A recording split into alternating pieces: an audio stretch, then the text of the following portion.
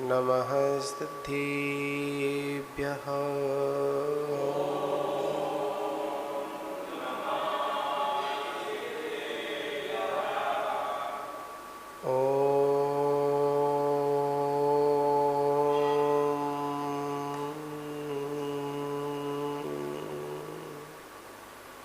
नमः सिद्धेभ्यः।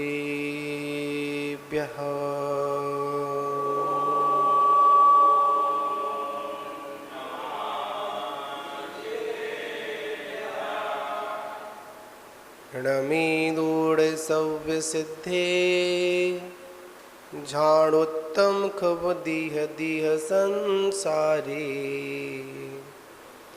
दस दस दो दोणा जिणे दस दो अड़ोपेहणम मोक्षे।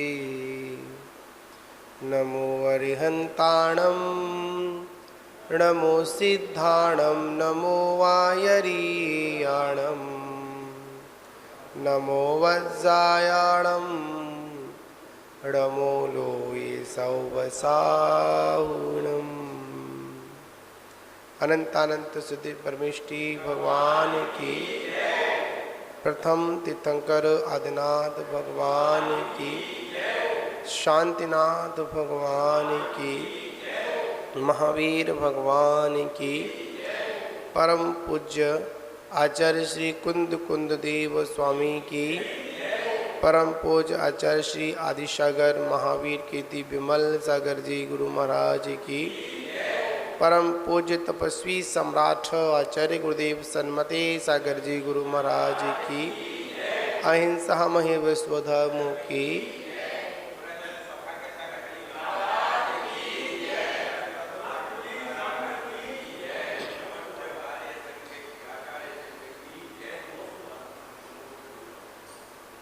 मान बाबू आचार्य प्रवर कुंद कुंद देव स्वामी उस अध्यात्म गंगा में प्रभावित कराते हुए उस अध्यात्म तक पहुंचने के लिए हम सभी जीवों को उन्होंने कहा कि वैराग्य की भी चर्चा होनी चाहिए। थोड़ा शांत कर, साउंड ठीक करें थोड़ा सा पहले।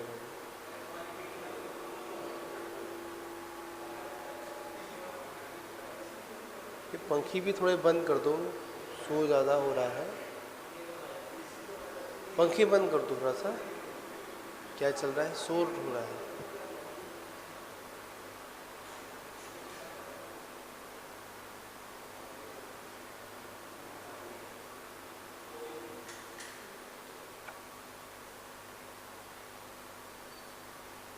क्योंकि जब तक वैराग्य नहीं होगा तब तक आध्यात्म भी कुछ नहीं करेगा, है जी। आध्यात्म के गीत गाते रहें और अगर विषयों से अगर विरक्ति नहीं हुई तो ऐसा अध्यात्म भी हमारे जीवन में कुछ भी परिवर्तन नहीं कर सकता।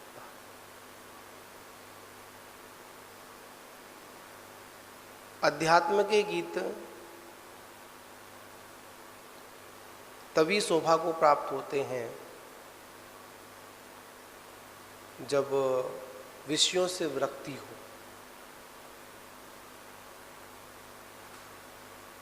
विषयों में आसक्ति है और हम लोग आध्यात्म के गीत गा रहे हैं तो आचार्य भगवान कहते हैं सिर्फ गीत गाने से मुक्ति की प्राप्ति नहीं होती।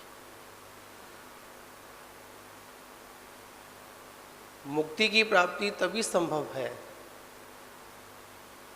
जब अंतरंग में पांचों पापों से विरक्ति का भाव।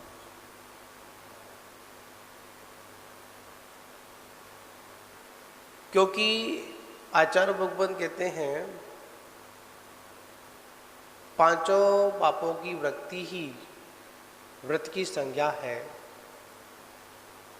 और जब कोई व्रती उस आध्यात्म का सहारा लेकर, आत्मा का सहारा लेकर आगम का संपूर्णता अध्ययन कर अपनी में जब स्थिर होता है, तब जाकर उसको क्या प्राप्ति होती है?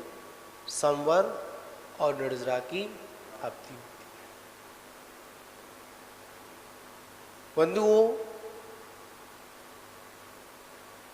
विषय है अपना उस मंगलाचरण के एक शब्द पर, झाणुत्तम।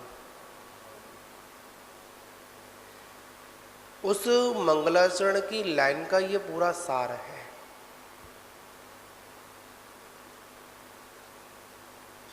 क्योंकि जितनी भी सिद्धात्माएं, जितनी भी 24 तीर्थंकर,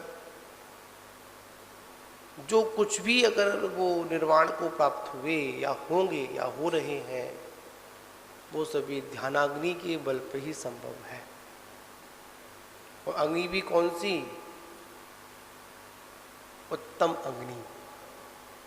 अब ये बात समझ में नहीं है कि अग्नि तो अग्नि होती है, उत्तम यहां पर विश्लेषण क्यों लगाया? एक अग्नि वो भी होती है जिसको अपन शमशान की अग्नि बोलते हैं, और एक अग्नि हवन की अग्नि भी होती है। दोनों अग्नि है।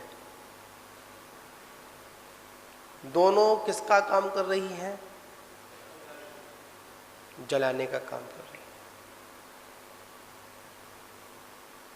जो शमशान की अग्नि है या जो संसार की जो अग्नि है,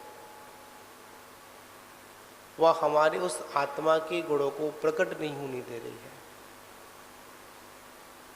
क्या नहीं हो? वो भी जलाने का काम कर रही है। और जो हवन की अग्नि है, मुक्ति की अग्नि है, उत्तम ध्यान की अग्नि है, वो क्या कर रही है? हमारे कर्मों को खपाने का काम कर रही है। यहां पर आचार्य भगवंत ने ध्यान शब्द को अग्नि से संबोधित किया। कौन सी अग्नि? ध्यानाग्नि में क्या नष्ट होता है? कर्म रूपी ईंधन क्या हो जाता है? जलकर राख हो जाता है। अग्नि की एक विशेषता है,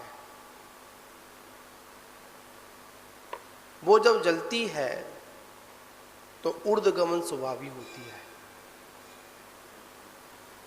कैसी स्वभावी है? ऊर्ध्वगमन स्वभावी है। और जीव का भी स्वभाव कैसा है?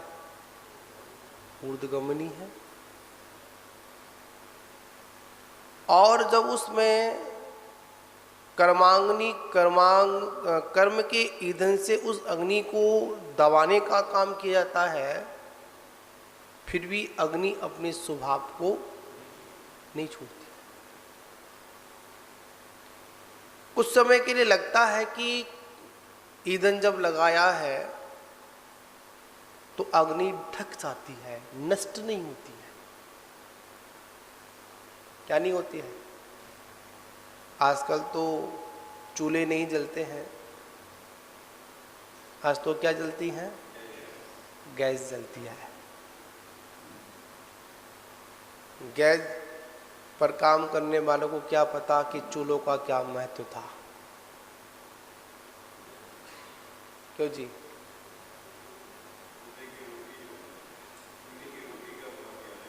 मतलब एक अलग महत्व था।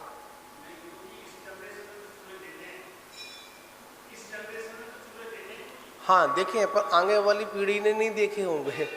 जो यहाँ बैठे हुए हैं उन्होंने देखे होंगे, पर जिन्होंने जो आगे जो हमारे पीढ़ी आएगी तो शायद वो चूल्हे का महत्व जाने। चूल्हा होता क्या है जी? है ना? बड़ी महत्वपूर्ण बात है, अग्नि की बात है। अग्नि का स्वभाव ऊर्ध्वगमन है। ऊपर से ईंधन रख दिया जाए, फिर भी अग्नि अगर सुलग रही है तो धीमे धीमे उस विराट ईंधन को भी क्या कर देती है, नष्ट कर देती है। याद रखना, अगर दुर्ध्यान की अग्नि चल रही है तो आपके उस मोक्ष मार्ग को जलाकर खत्म कर देगी, आपके व्रतों को हटा देगी। सबसे बड़ी अग्नि है ईर्ष्या की अग्नि, द्वेष की अग्नि। और जब ये द्वेष की अग्नि जलती है ना, तो ना इसमें अपना नजर आता है ना पराया नजर आता है। जब जलती है, जिस ओर इसको हवा लग जाती है उस ओर ये सब कुछ खत्म कर कर आती है, कुछ भी बचा कर नहीं आती है। एक अग्नि द्वारका को भस्म करने के लिए भी निकली थी, वो भी अग्नि थी। तेजस्वी पुतला निकला, कैसा, लाल रखा। कितने योजन, 12 योजन तक की उस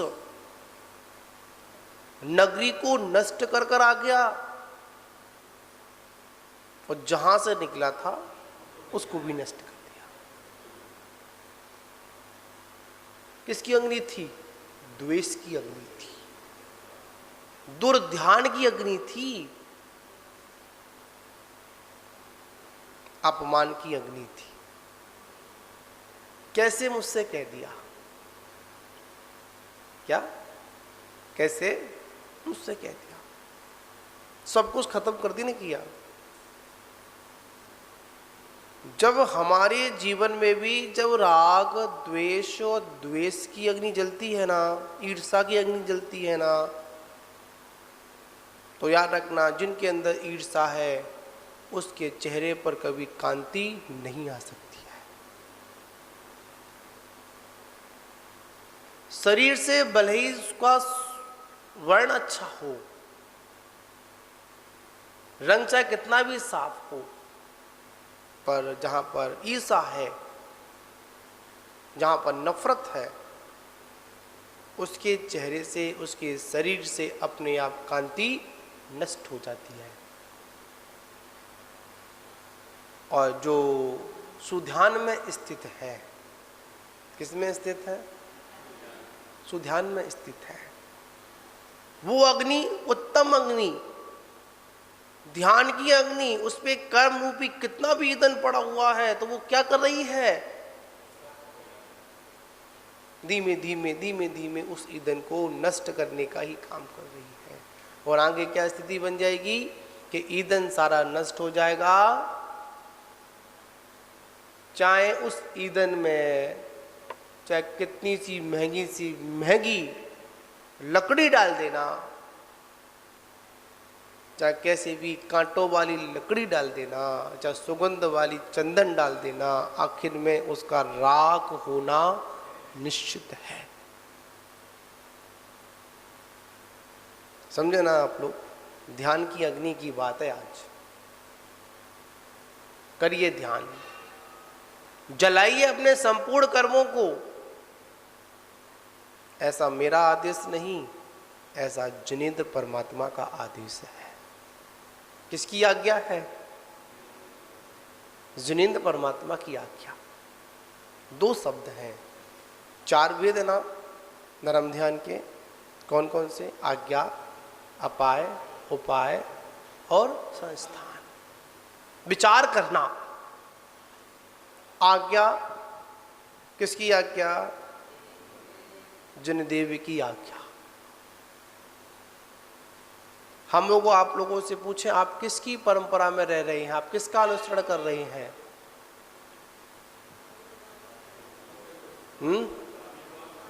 जिनेंद्र की आज्ञा।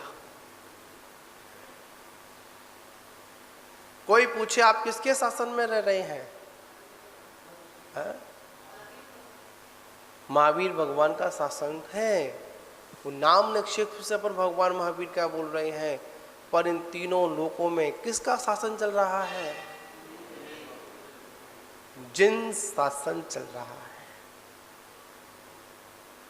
भगवान महावीर का शासन काल तो मतलब देखा जाए 21,000 वर्षीय, 65 काल में तो काम ही खत्म।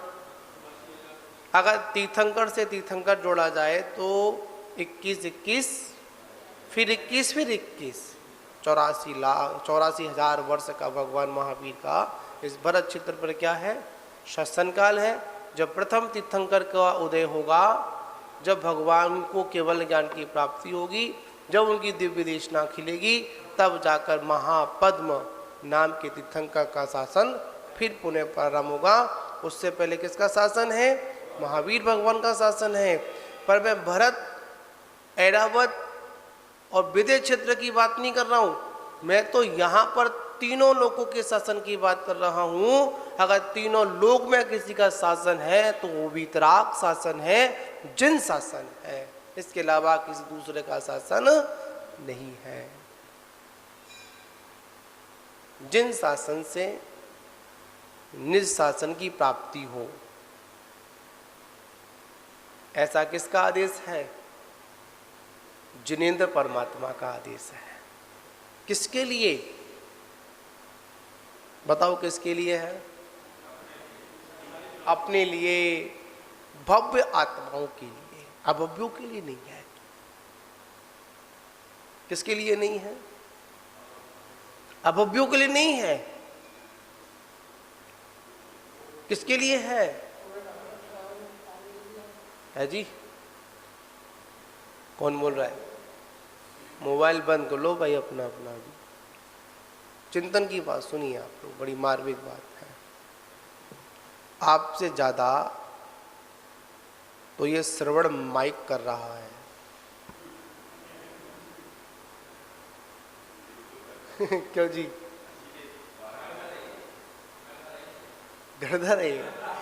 देखो एक बात बताया आपको, हम लोग कभी कभी भक्ति में कभी इतनी अतिशुक्ति कर देते हैं कि ये तो अजीब है, पर गड़धर तो अजीब है। एक मशीन है ये, पर कभी कभी अपन सोचते हैं, चिंतन करने वाली बात है। एक बार संत जी ने कहा कि तुमसे ज्यादा तो जितनी तुम मेरी नहीं सुनते हो,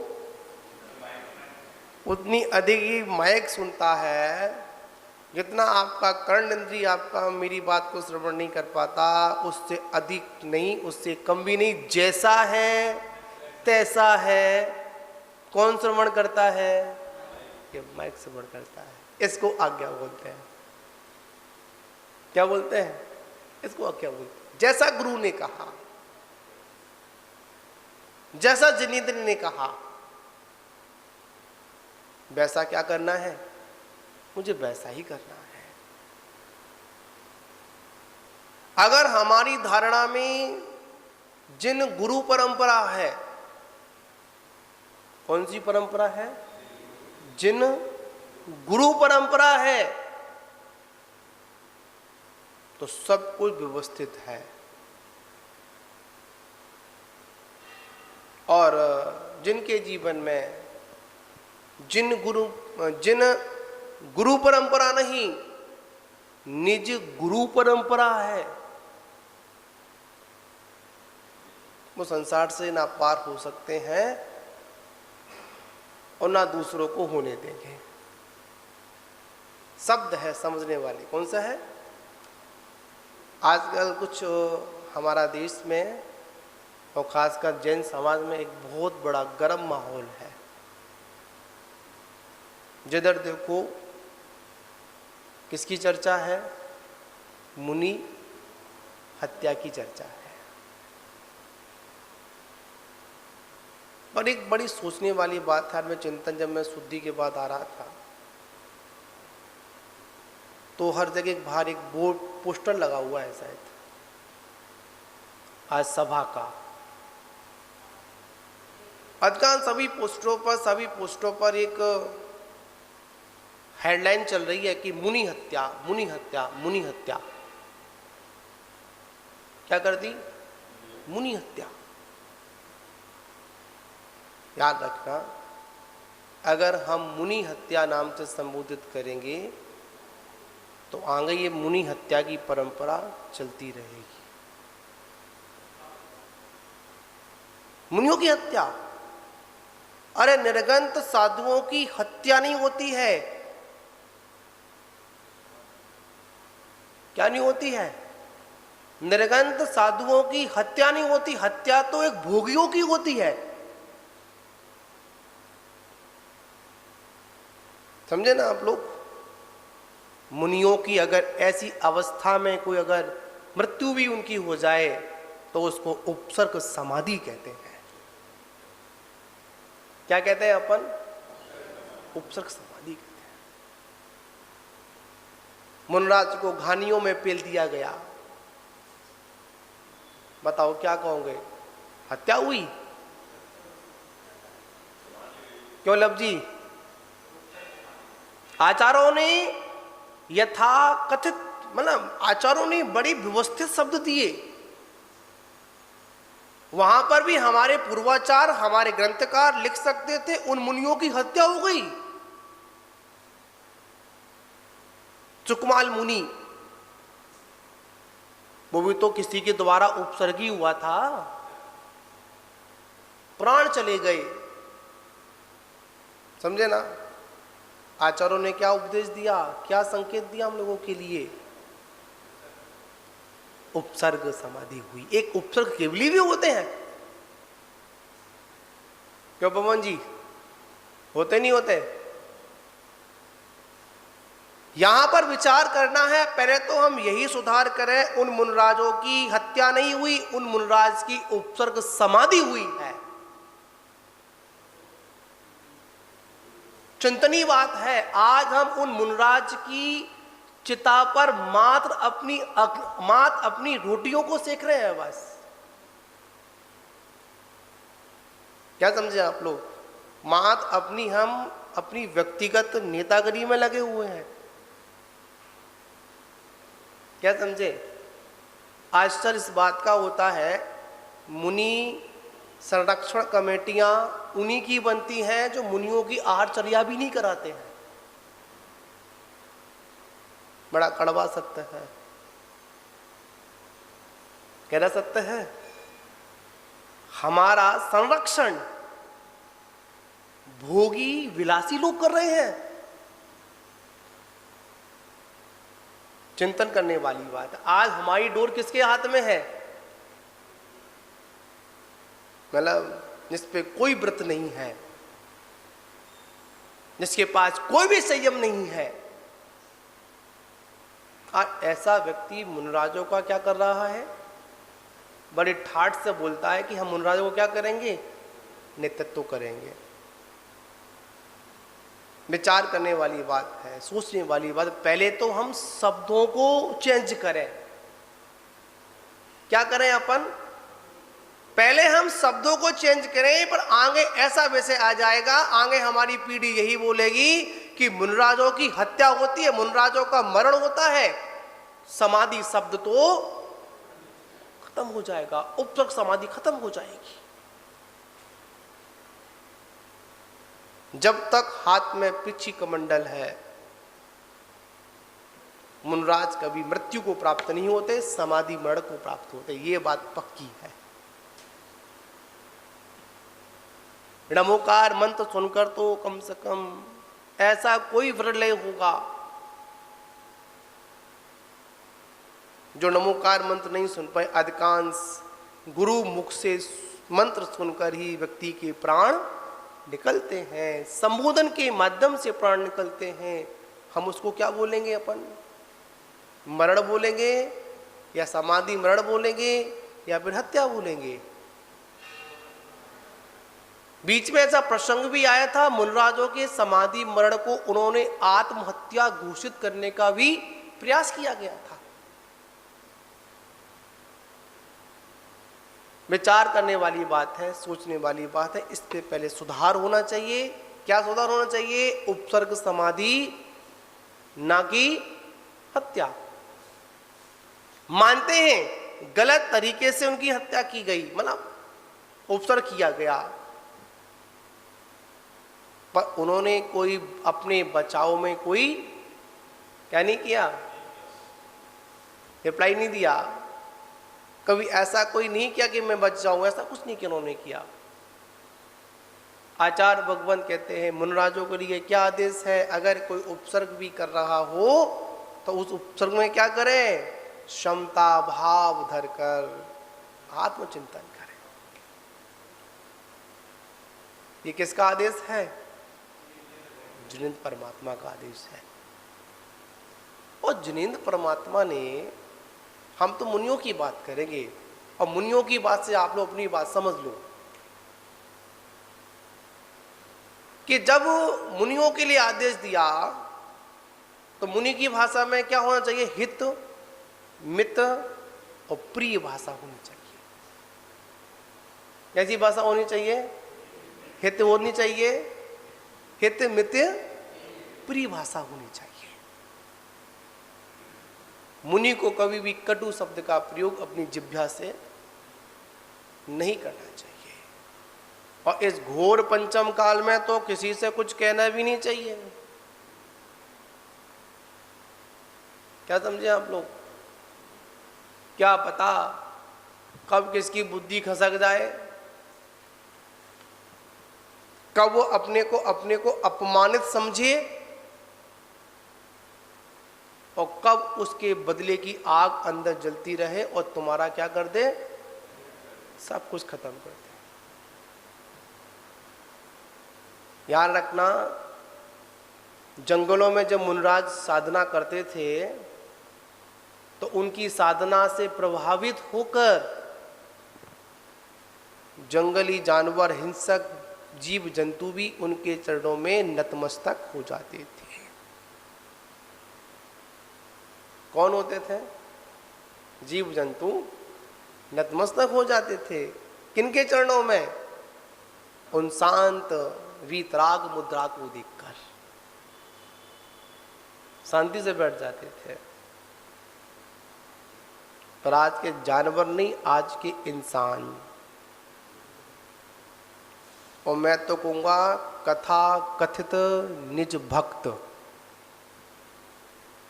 अगर उनको यथा योग अगर साधुओं के द्वारा व्यवस्था नहीं मिले तो वो मुनराजों के पास नहीं आए। क्या नहीं करें, मुनराजों के पास में नहीं आए। एक बार पूछा गया कि जंगल में साधना करना आसान था या बस्ती में करना आसान था, आसान है। महाराज बोले कि आजकल जंगलों में साधना करना आसान है, बस्ती में साधना करना, बस्ती में जो रहने वाले जो जंतु हैं ना, बहुत खतरनाक है। साधना से भी च्युत करते हैं, ध्यान से भी च्युत करते हैं। अब ऐसा समय आ गया है कि प्राणों से भी विचार करने वाली बात है, सोचने वाली बात है, आज्ञा की बात है।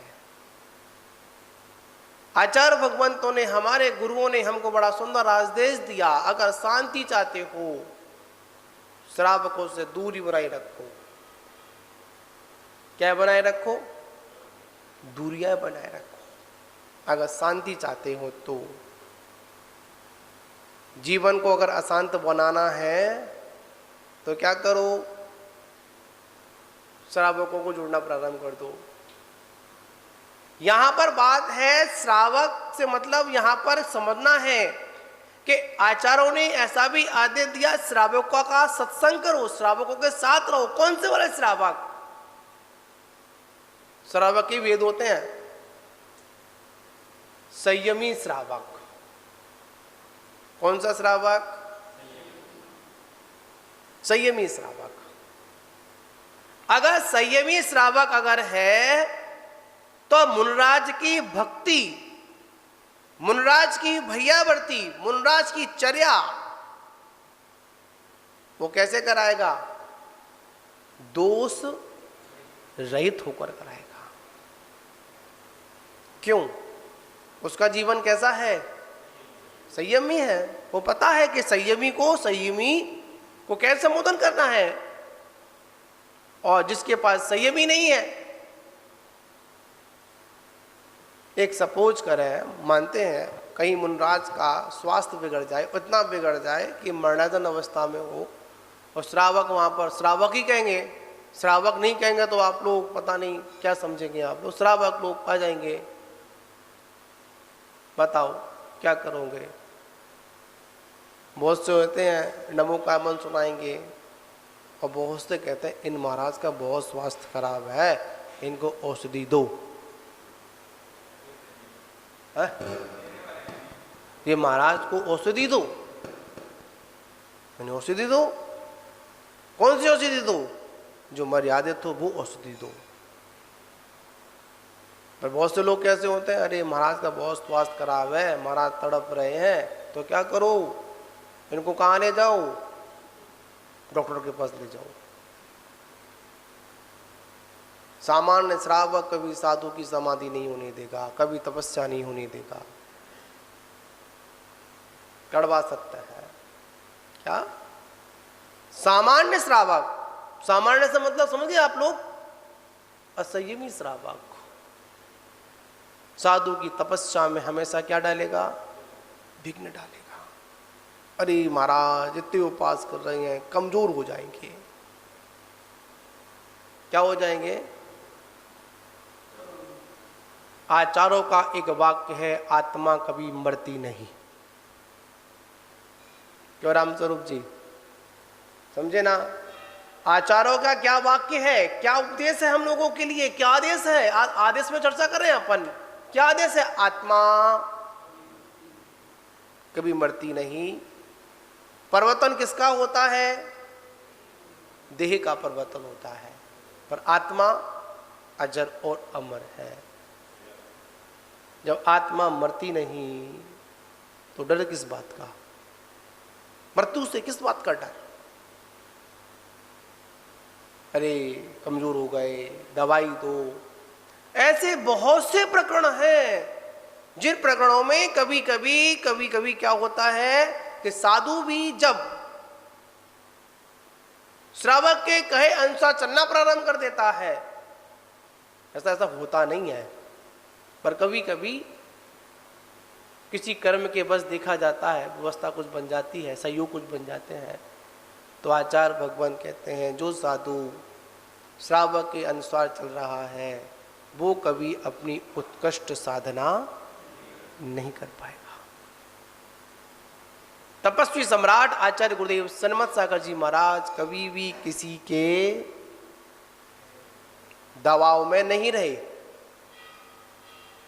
और कभी भी अपनी चर्या में समझौता नहीं किया। क्या नहीं, किसने नहीं किया? आचार्य गुरु महाराज ने, जिसको ऊपर कहेंगे फक्कड़ साधु। कह रहा साधु फक्कड़, चाहे कोई नेता हो, चाहे अभिनेता हो, चाहे रंक हो और चाहे राजा हो, सभी का स्थान कहाँ पर है? नीचे है।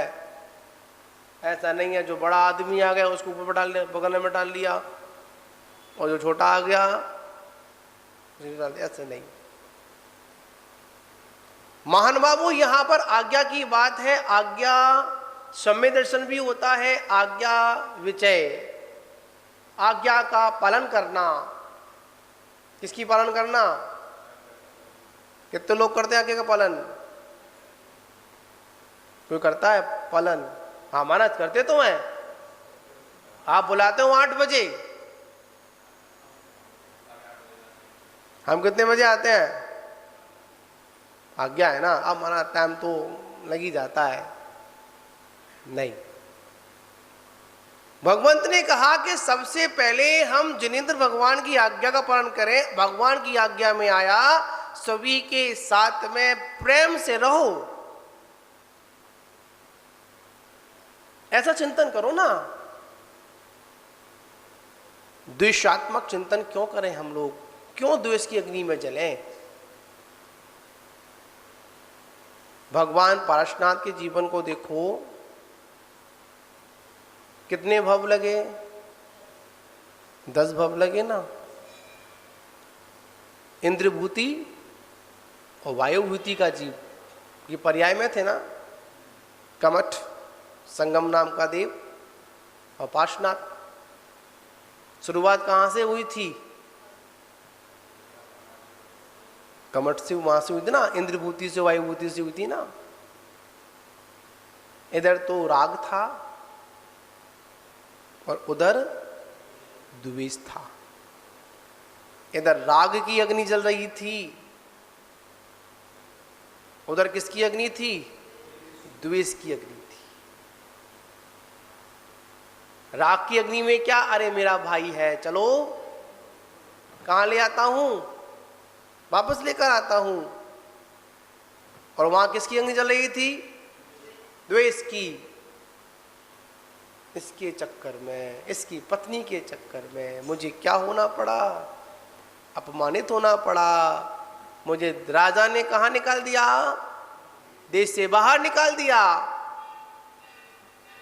और जैसे ही निकाला तो ऐसे दोनों आमने सामने आए, तुरंत क्या मार दी? पत्थर मार दिया। वन साइड द्वेष, एक तरफा द्वेष था। जंगल में सर्फ बना, कहां कहां नहीं गया। दोनों में क्या होता रहा? आपसी एक दूसरे को। फिर भी भगवान पार्श्वनाथ के जीव ने क्या धारण किया? उत्तम क्षमा को धारण किया। महान बाबू विचार करना है। आचार्य भगवान कहते हैं ना किसी से राग करना है और ना किसी से द्वेष करना है। तो आखिर में करना क्या है? आखिर में वही करना है जो जिनेंद्र भगवान ने किया है। सुखी होने का मार्ग क्या है? क्या मार्ग है सुखी होने का? चलते रहो। कहां पर? जिनेंद्र के पथ पर चलते रहो। पर क्या करें, आज हमने जिनेंद्र के पथ को भी कैसा कर दिया है? दूषित कर दिया है। पथ दूषित नहीं हुआ, हमारी मान्यता में पथ कैसा हो गया है? दूषित हो गया। ये पथ इधर जाता है और ये पथ इधर जाता है। उस पथ और में हमने क्या किया? अपनी एक बिंदी क्या कर दी? पथ के पाव और था के बीच में क्या एक डिफरेंस ला दिया हमने? क्या लगा दिया? बिंदी लगा दी। ना लगा दिया तो क्या बन गया? पंथ बन गया। ज्यादा कोई फर्क नहीं है भगवान के पथ और पंथ में। आज भी गारंटी के साथ कह रहा हूं, उस पंथ में से अगर अहंकार की बिंदी निकल जाए तो उसको पथ बनने में ज्यादा वक्त नहीं लगेगा। क्या नहीं लगेगा? क्या बन गया? पथ से क्या निकल गया? पंथ निकल गए। निकले नहीं, हम लोगों ने अपनी स्वार्थ सिद्धि में बना लिया। मोक्ष का जो पथ है, मोक्ष का जो मार्ग है, वो क्या है? सम्यक दर्शन ज्ञान चारित्राणी मोक्ष मार्ग। आचार्य उमा स्वामी का सूत्र सभी को याद होगा। अकेला सम्यक दर्शन मोक्ष मार्ग नहीं, अकेला सम्यक ज्ञान मोक्ष मार्ग नहीं, अकेला सम्यक चारित्र भी मोक्ष मार्ग नहीं। क्या इन तीनों का एक होना, जिसको हम क्या बोलते हैं? रत्नत्रय बोलते हैं। याद रखना, जब तक सम्यक दर्शन नहीं होगा, और कौन सा सम्यक दर्शन? आज्ञा सम्यक दर्शन। 10 प्रकार के भेद, वैसे तो सम्यक दर्शन का अपने में कोई भेद नहीं है, पर श्रावकों को समझाने के लिए, भव्य आत्मा को समझाने के लिए आचार्यों ने क्या किया? उसमें भेद किया। विचार करने वाली बात है। सम्यक दर्शन, दर्शन विशुद्धि। क्या? सम्यक दर्शन, सम्यक विशुद्धि, अनंत दर्शन। समझे ना? यहां पर आचार्य कहते हैं कि आज्ञा सम्यक दर्शन, दर्शन विशुद्धि जब तक नहीं होगी, जब तक अनंत दर्शन की प्राप्ति भी होने वाली नहीं है। महाराज हमको तो सम्यक दर्शन है। कौन सा वाला है? क्षायक वाला है या क्षयोपशम वाला है या उपशम वाला है? बताओ कौन सा वाला आपके पास में है? बताओ पवन जी, है पक्का? पत्रकार महोदय है? बताओ बताओ। मैं तो नहीं बता सकता आपको कौन सा सम्यक दर्शन है, क्योंकि मेरे पास तो अभी है नहीं है। आचार्यों ने कहा कि सम्यक दर्शन की पहचान या खुद जाने या भगवान जाने है। जब वो ही जाने तो खजू तुम तो जानो भाई।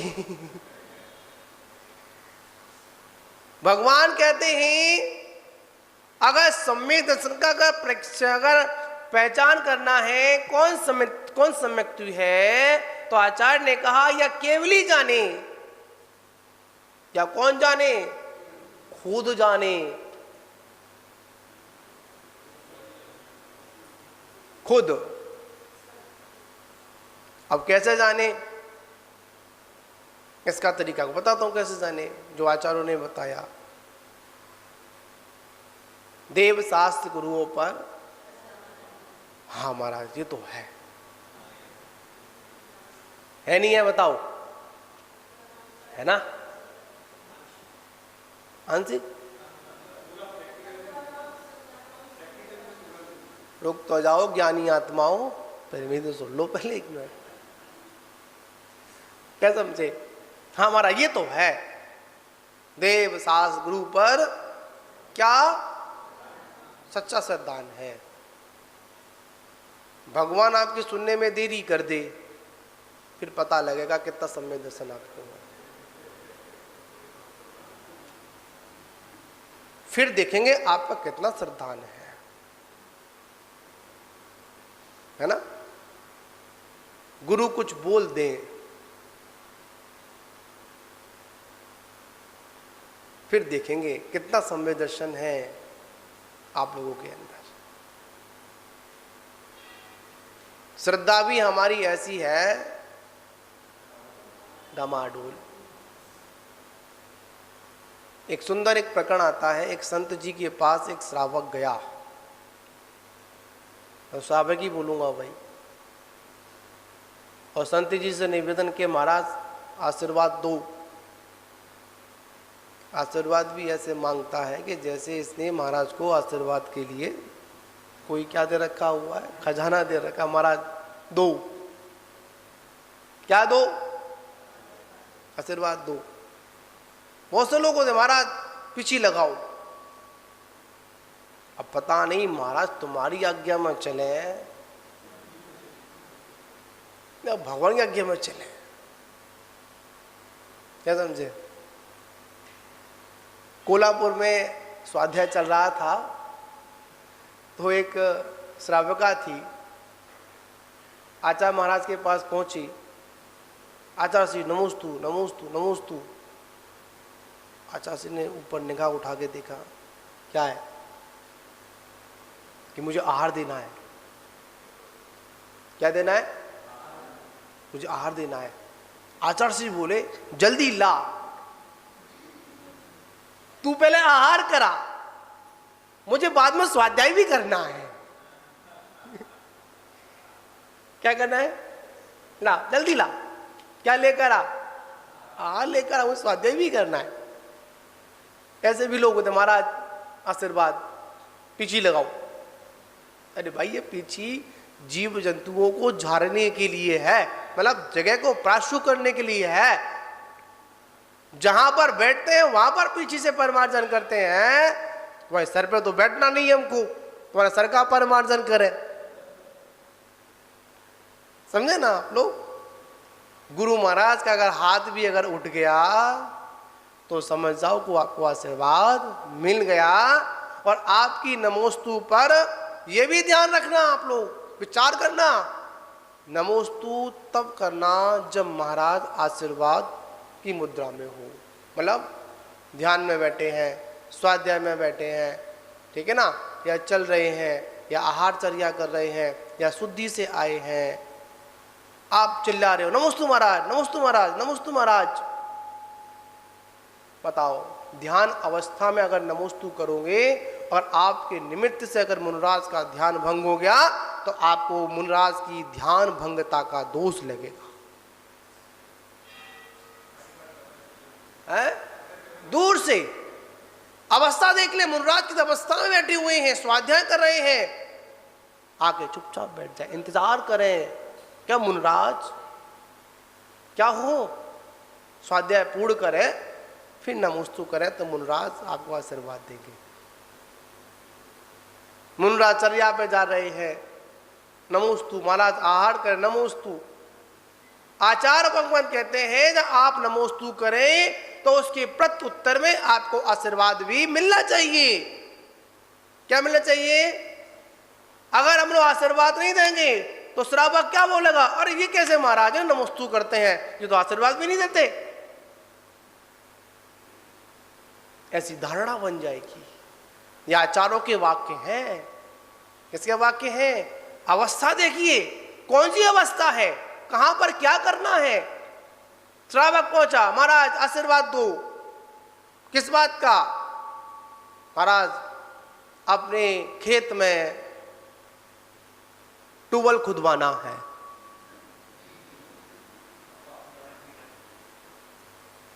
किसका से मांगा?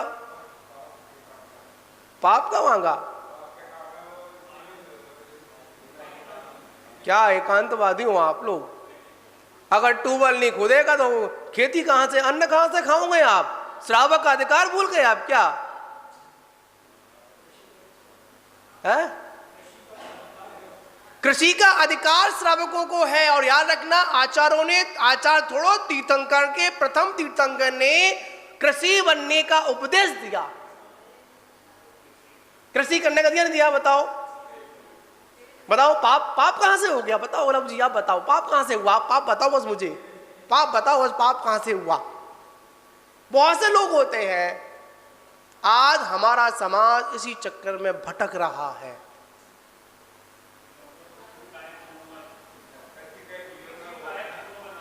पूरी, हाँ, वो अपेक्षा समझ रहा हूं उनकी, मैं ये समझ रहा हूं कहां किस अपेक्षा से बात कर रहे हैं, पर यहां पर एक बात कहना चाहूंगा, अगर हमको संपूर्ण सभा में कह दिया कि कृषि करना पाप है तो हमने श्रावक धर्म को खत्म कर दिया। अगर कृषि करना, अगर तुम्हारी संज्ञान में पाप आ गया तो तुमको वस्त्र पहनने का अधिकार ही नहीं, तुमको पीछी कमंडल लेकर बगल में बैठ जाना चाहिए। विचार करिए आप लोग, हमको इतना ज्ञान हो गया कि इसमें पाप लगता है, समझे ना पत्रकार जी, फिर भी पड़े हुए हो। क्या समझे? बात समझे नहीं आप लोगों को? यही आपको पता है कि भोजन बनाने में पाप लगता ही लगता है ना, फिर भी गंदगी में पड़े हुए हो, फिर भी पाप कर रहे हो, तो बताओ आपसे अज्ञानी बड़ा कौन हुआ? इसलिए आचार्य ने कह दिया, श्रावक संकल्पी हिंसा का त्यागी होता है, आरंभी उद्यमी विरोधी हिंसा को त्यागी नहीं बताया। क्या संकल्पी हिंसा का त्यागी है? कृषि के लिए बता दिया। आज हम लोग व्यापार करें, अपने अपने बड़े बड़ी कोठियां, बड़े बड़े मतलब फैक्ट्रियां लगाकर बैठे हम लोग, पर सबसे पहले क्या अधिकार था? पहले हमारा देश कैसा था? कृषि प्रधान देश था, समझे ना आप लोग? उसने कहा कि हमारा आशीर्वाद दो, किसका? ट्यूबवेल खोदना है। अब लोग कहते हैं कि महाराज से मत पूछो, आशीर्वाद मान लो, तो किससे ले? एक प्रकरण और आया, यहाँ तो सूर्यनगर है, कोई ना कोई एक नई किरण तो पता नहीं निकल आती है।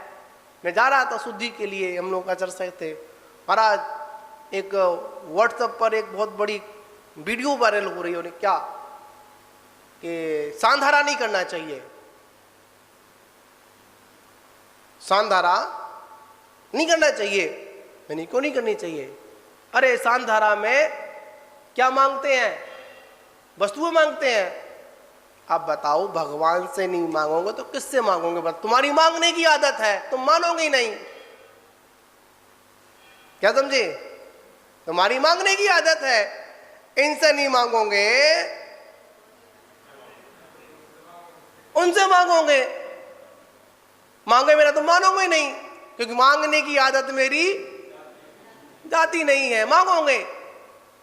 आचार्य भगवंत कहते हैं वहां इधर उधर ना भागकर, कहां? अपने से मांग ले। यहां तो सुधरने का मौका है, वहां तो कोई सुधरने का मौका नहीं है।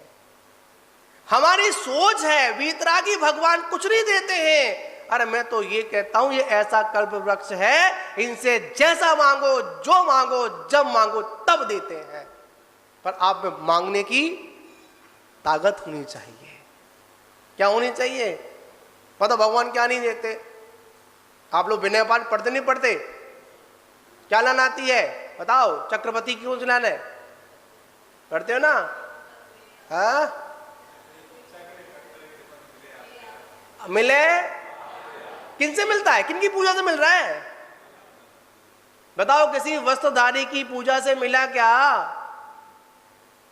किसकी पूजा से मिला? जो वीतरागी है ना, उसकी विनय पाठ में ही आ गया। चक्रवर्ती आदि पदों की प्राप्ति अपने आप भगवान आपकी पूजा से हो जाती है। होती नहीं होती? विचार करिए। व्यक्ति ने कहा हमारा आशीर्वाद दो, ट्यूबवेल खोदना है।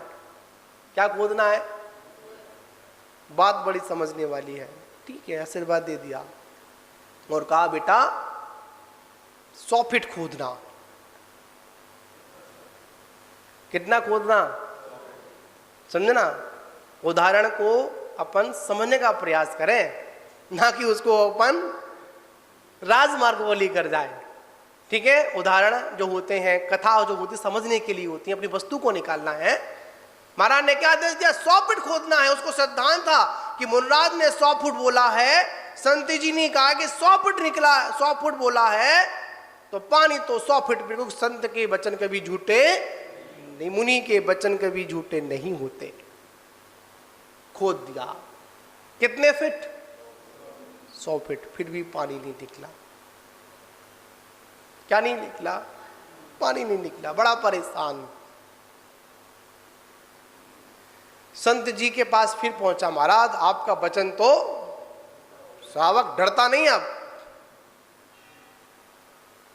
क्या बोल जाए, कब बोल जाए, कैसे बोल जाए, कुछ नहीं पता श्रावक का। जो मन में आता है वो बोल जाता है। क्या बोला कि महाराज आपने झूठ बोला। क्यों? मैंने 100 फीट खोदा, पानी की छोड़ो, पानी की एक बूंद छोड़ो, गीली मिट्टी भी नहीं निकली। महाराज बोले ऐसा तो हो ही नहीं सकता है। महाराज ऐसा हुआ है। जब बचनों की बात आती है तो मुनराज कहते चल। कहां चलता हूं? तेरे खेत पर चलता हूं, देखता हूं कि तूने गड्ढा खोदा कैसे है। मुनराज गए, गड्ढे को देखा, 100 फीट था, पर एक जगह नहीं था, 20-20 फीट के 5 गड्ढे थे।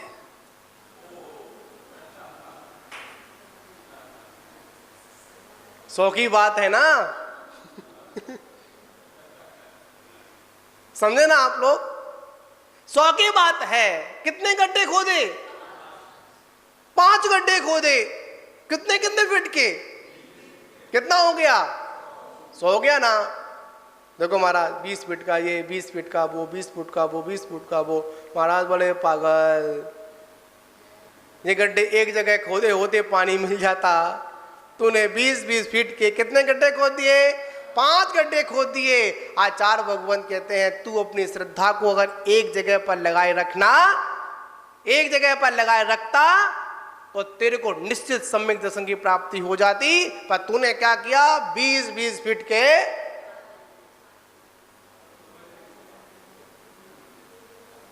समझे लव जी? बात कभी कभी समझ में कब आती है? जब बात पूरी हो जाती है। यहाँ पर हमारा अभिप्राय क्या है, बात को समझना है, ठीक है ना। तो बंधुओं, बात यहाँ पर आज्ञा समय दर्शन की है, आज्ञा ध्यान की है, आज्ञा का चिंतन करना है। और आज्ञा के चिंतन में तो बहुत कुछ आता है। क्या आता है? बहुत कुछ आता है। तो बात थी, अगर अपनी कर्मों की अगर अग्नि को नष्ट कर, अगर अपने को कर्म का ईंधन नष्ट करना है तो क्या करना पड़ेगा? ध्यान करना पड़ेगा। कौन सा ध्यान करना पड़ेगा?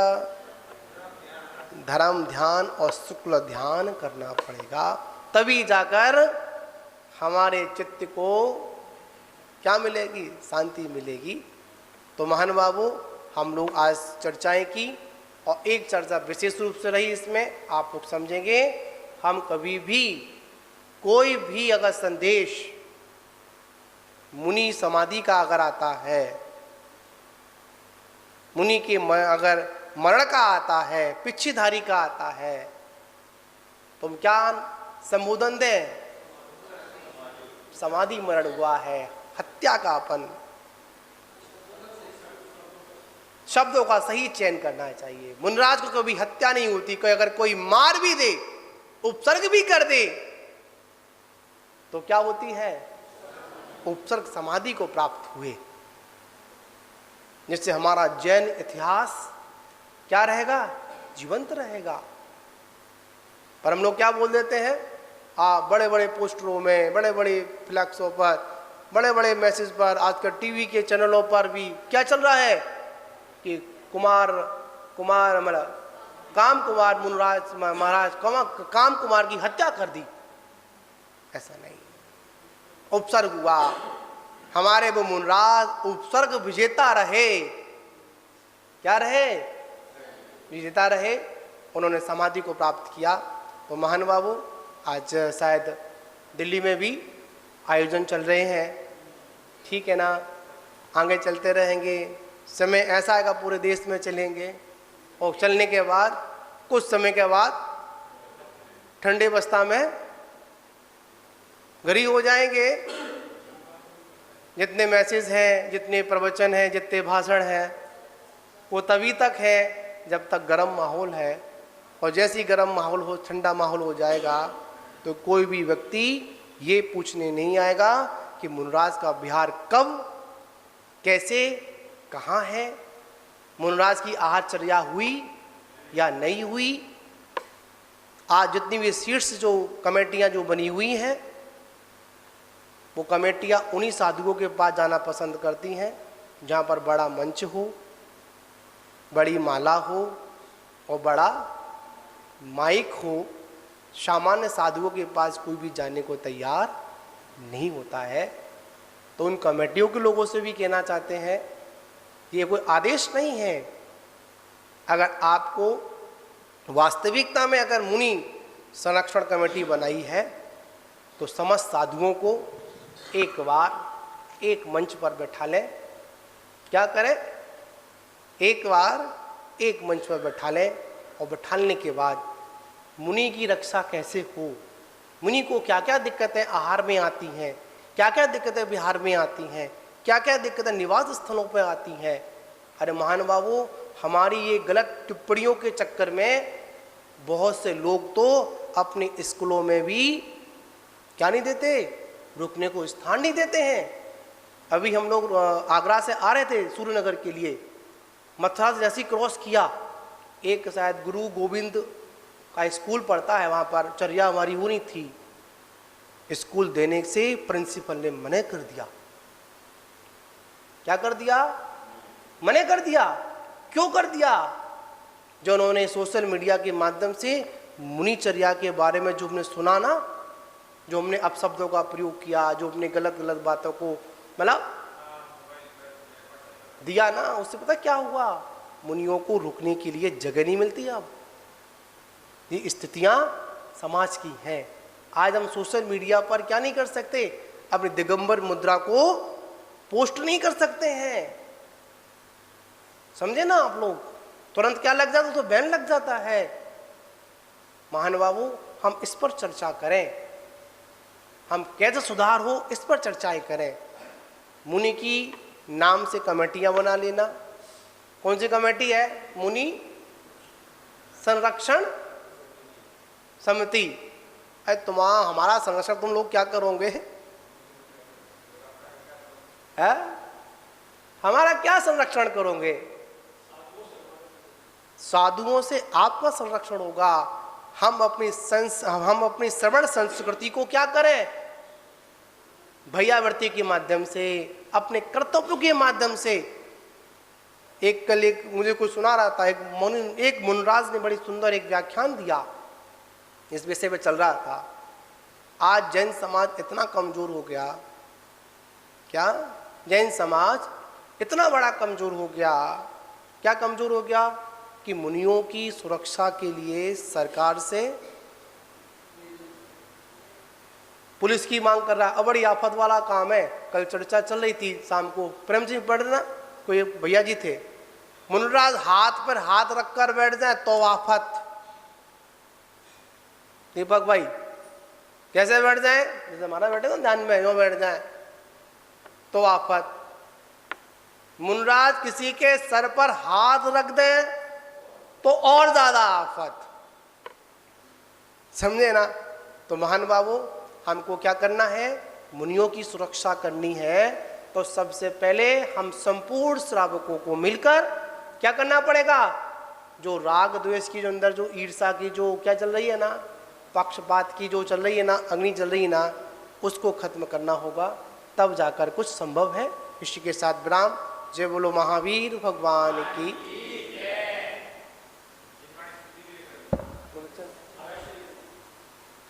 तेजस्वी पुतला निकला, कैसा? लाल रखा।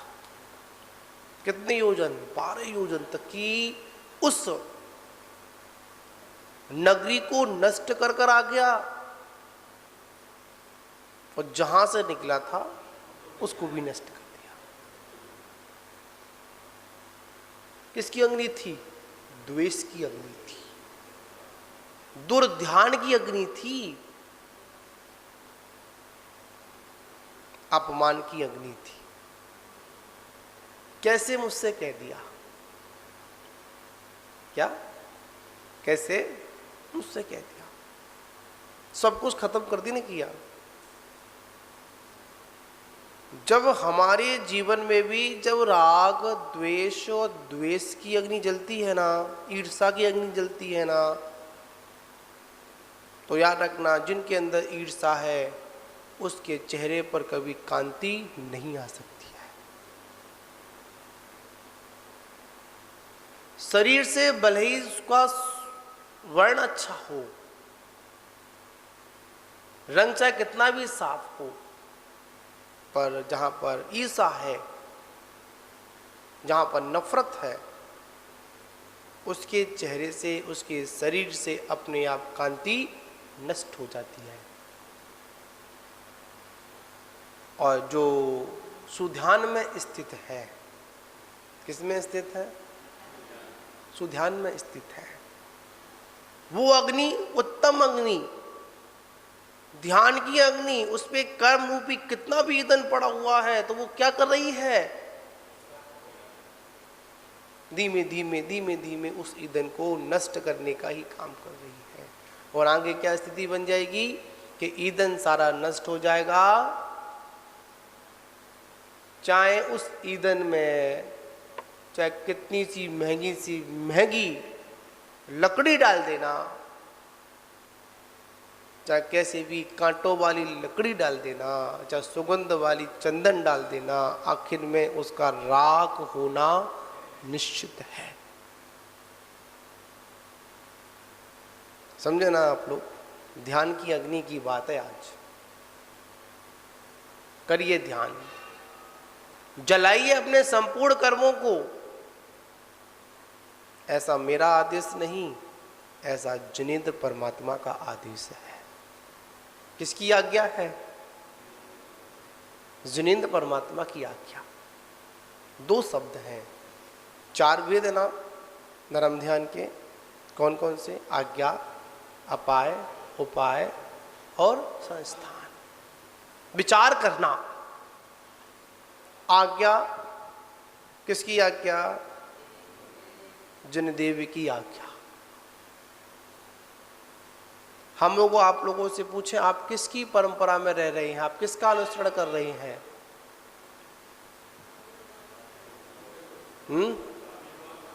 जिनेंद्र की आज्ञा। कोई पूछे आप किसके शासन में रह रहे हैं? महावीर भगवान का शासन है। वो नाम निक्षेप से पर भगवान महावीर क्या बोल रहे हैं, पर इन तीनों लोकों में किसका शासन चल रहा है? जिन शासन चल रहा है। भगवान महावीर का शासन काल तो मतलब देखा जाए 21,000 वर्षीय, 65 काल में तो काम ही खत्म। अगर तीर्थंकर से तीर्थंकर जोड़ा जाए तो 21 फिर 21 फिर 21, 84,000 वर्ष का भगवान महावीर का इस भरत क्षेत्र पर क्या है? शासन काल है। जब प्रथम तीर्थंकर का उदय होगा, जब भगवान को केवल ज्ञान की प्राप्ति होगी, जब उनकी दिव्य देशना खिलेगी, तब जाकर महापद्म नाम के तीर्थंकर का शासन फिर पुनः प्रारंभ होगा। उससे पहले किसका शासन है? महावीर भगवान का शासन है। पर मैं भरत, ऐरावत और विदेह क्षेत्र की बात नहीं कर रहा हूं, मैं तो यहां पर तीनों लोगों के शासन की बात कर रहा हूं। अगर तीनों लोक में किसी का शासन है तो वो वीतराग शासन है, जिन शासन है। इसके अलावा किसी दूसरे का शासन नहीं है। जिन शासन से निज शासन की प्राप्ति हो, ऐसा किसका आदेश है? जिनेंद्र परमात्मा का आदेश है। किसके लिए बताओ? किसके लिए है? अपने लिए, भव्य आत्माओं के लिए, अभव्यों के लिए नहीं है। किसके लिए नहीं है? अभव्यों के लिए नहीं है।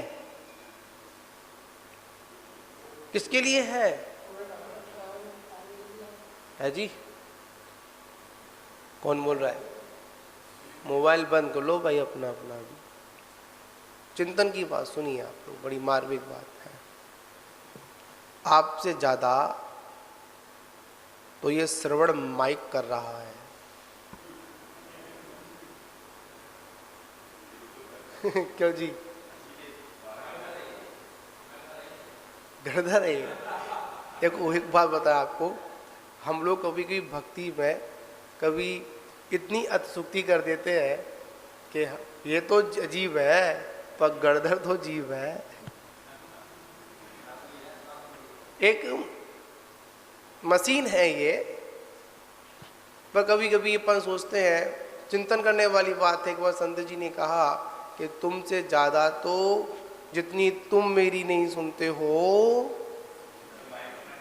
उतनी अधिक ही माइक सुनता है। जितना आपका कर्ण इंद्रिय आपका मेरी बात को श्रवण नहीं कर पाता, उससे अधिक नहीं, उससे कम भी नहीं। जैसा है तैसा है। कौन श्रवण करता है? ये माइक श्रवण करता है। इसको आज्ञा बोलते हैं। क्या बोलते हैं? इसको आज्ञा बोलते हैं। जैसा गुरु ने कहा, जैसा जिनेंद्र ने कहा, वैसा क्या करना है? मुझे वैसा ही करना है। अगर हमारी धारणा में जिन गुरु परंपरा है, कौन सी परंपरा है? जिन गुरु परंपरा है, तो सब कुछ व्यवस्थित है। और जिनके जीवन में जिन गुरु परंपरा नहीं, निज गुरु परंपरा है, वो संसार से ना पार हो सकते हैं और ना दूसरों को होने देंगे। शब्द है समझने वाले। कौन सा है? आजकल कुछ हमारा देश में और खासकर जैन समाज में एक बहुत बड़ा गर्म माहौल है। जिधर देखो किसकी चर्चा है? मुनि हत्या की चर्चा है। पर एक बड़ी सोचने वाली बात है, मैं चिंतन जब मैं शुद्धि के बाद आ रहा था तो हर जगह बाहर एक बोर्ड पोस्टर लगा हुआ है शायद आज सभा का। अधिकांश सभी पोस्टरों पर एक हेडलाइन चल रही है कि मुनि हत्या, मुनि हत्या, मुनि हत्या। क्या कर दी? मुनि हत्या। याद रखना, अगर हम मुनि हत्या नाम से संबोधित करेंगे तो आगे ये मुनि हत्या की परंपरा चलती रहेगी। मुनियों की हत्या, अरे निर्गंत साधुओं की हत्या नहीं होती है। क्या नहीं होती है? निर्गंत साधुओं की हत्या नहीं होती। हत्या तो एक भोगियों की होती है। समझे ना आप लोग? मुनियों की अगर ऐसी अवस्था में कोई अगर मृत्यु भी उनकी हो जाए तो उसको उपसर्ग समाधि कहते हैं। क्या कहते हैं अपन? उपसर्ग समाधि कहते हैं। मुनराज को घानियों में पेल दिया गया, बताओ क्या कहोगे? हत्या हुई? क्यों लब जी? आचार्यों ने यथा कथित, मतलब आचार्यों ने बड़ी व्यवस्थित शब्द दिए। वहां पर भी हमारे पूर्वाचार, हमारे ग्रंथकार लिख सकते थे उन मुनियों की हत्या हो गई। चुकमाल मुनि, वो भी तो किसी के द्वारा उपसर्गी हुआ था, प्राण चले गए। समझे ना? आचार्यों ने क्या उपदेश दिया, क्या संकेत दिया हम लोगों के लिए? उपसर्ग समाधि हुई। एक उपसर्ग केवली भी होते हैं क्यों पवन जी? होते नहीं होते? यहां पर विचार करना है। पहले तो हम यही सुधार करें, उन मुनराजों की हत्या नहीं हुई, उन मुनराज की उपसर्ग समाधि हुई है। चिंतनीय बात है। आज हम उन मुनराज की चिता पर मात्र अपनी रोटियों को सेक रहे हैं बस। क्या समझे आप लोग? मात्र हम अपनी व्यक्तिगत नेतागिरी में लगे हुए हैं। क्या समझे? आश्चर्य इस बात का होता है, मुनि संरक्षण कमेटियां उन्हीं की बनती हैं जो मुनियों की आहारचर्या भी नहीं कराते हैं। बड़ा कड़वा सत्य है। कहना सत्य है। हमारा संरक्षण भोगी विलासी लोग कर रहे हैं। चिंतन करने वाली बात है। आज हमारी डोर किसके हाथ में है? मतलब जिस पे कोई व्रत नहीं है, जिसके पास कोई भी संयम नहीं है, और ऐसा व्यक्ति मुनराजों का क्या कर रहा है? बड़े ठाठ से बोलता है कि हम मुनराजों को क्या करेंगे? नेतृत्व करेंगे। विचार करने वाली बात है, सोचने वाली बात। पहले तो हम शब्दों को चेंज करें। क्या करें अपन? पहले हम शब्दों को चेंज करें, पर आगे ऐसा वैसे आ जाएगा, आगे हमारी पीढ़ी यही बोलेगी कि मुनराजों की हत्या होती है, मुनराजों का मरण होता है, समाधि शब्द तो खत्म हो जाएगा, उपसर्ग समाधि खत्म हो जाएगी। जब तक हाथ में पृथ्वी कमंडल है, मुनराज कभी मृत्यु को प्राप्त नहीं होते, समाधि मरण को प्राप्त होते। ये बात पक्की है। नमोकार मंत्र सुनकर तो कम से कम ऐसा कोई विरलय होगा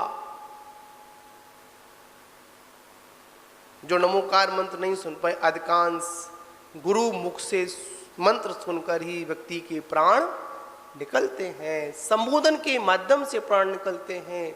हम उसको क्या बोलेंगे? अपन मरण बोलेंगे या समाधि मरण बोलेंगे या फिर हत्या बोलेंगे।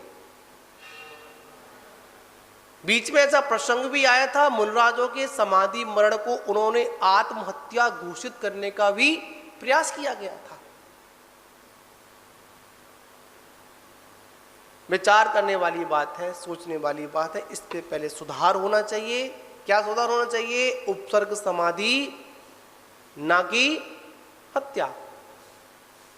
मानते हैं गलत तरीके से उनकी हत्या की गई, मतलब उपसर्ग किया गया, पर उन्होंने कोई अपने बचाव में कोई क्या नहीं किया, रिप्लाई नहीं दिया। कभी ऐसा कोई नहीं किया कि मैं बच जाऊं, ऐसा कुछ नहीं किया उन्होंने किया। आचार्य भगवंत कहते हैं मुनराजों के लिए क्या आदेश है, अगर कोई उपसर्ग भी कर रहा हो तो उस उपसर्ग में क्या करें? क्षमता भाव धरकर आत्मचिंतन करें। ये किसका आदेश है? जिनेन्द्र परमात्मा का आदेश है। और जिनेन्द्र परमात्मा ने, हम तो मुनियों की बात करेंगे और मुनियों की बात से आप लोग अपनी बात समझ लो कि जब मुनियों के लिए आदेश दिया तो मुनि की भाषा में क्या होना चाहिए? हित, मित और प्रिय भाषा होनी चाहिए। कैसी भाषा होनी चाहिए? हित होनी चाहिए, हित मित प्रिय भाषा होनी चाहिए। मुनि को कभी भी कटु शब्द का प्रयोग अपनी जिह्वा से नहीं करना चाहिए। और इस घोर पंचम काल में तो किसी से कुछ कहना भी नहीं चाहिए। क्या समझे आप लोग? क्या पता कब किसकी बुद्धि खसक जाए, कब वो अपने को अपमानित समझे और कब उसके बदले की आग अंदर जलती रहे और तुम्हारा क्या कर दे? सब कुछ खत्म कर दे। याद रखना, जंगलों में जब मुनराज साधना करते थे तो उनकी साधना से प्रभावित होकर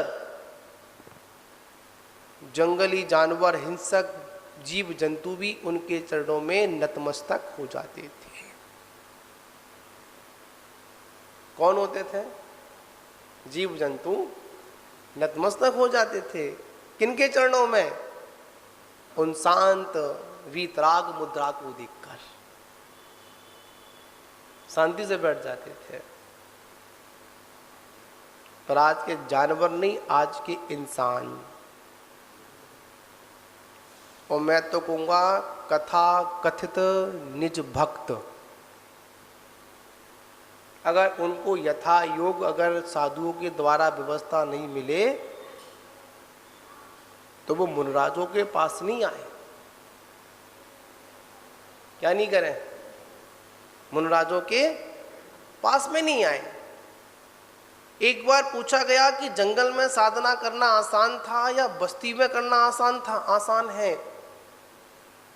महाराज बोले कि आजकल जंगलों में साधना करना आसान है,